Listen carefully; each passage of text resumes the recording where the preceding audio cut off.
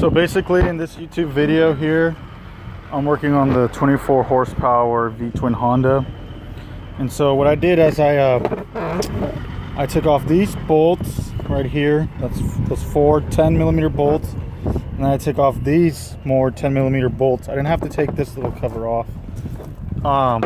And then on here, so I had to open the air box. I had to open the air box. Had to take off the air filter.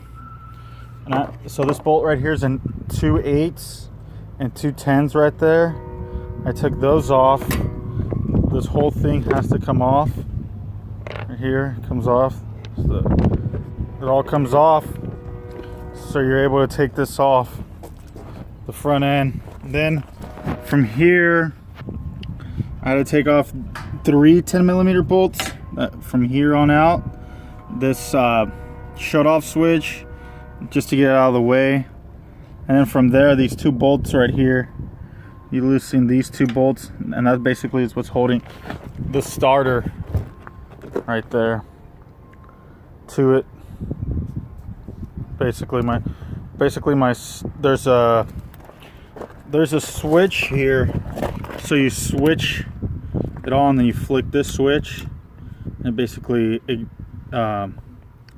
turns on the starter. But then once the motor turns on, you need to shut it off, or the starter will stick, and you'll be spinning the starter at the same time as the motor's spinning. So that's what happened to mine, and it blew the starter. But so now I'm just gonna, so all these wires right here, they all hook up. It's really ugly looking wires. All 3 of these, plus there's one really big one right here. 1 2 3. Oh, here's the big one, and this is the big one that hooks up directly to the battery. So those 3 right there, they'll hook up to here on the starter. And basically the starter gets its ground through the block. Basically right there, you can see the cooling part.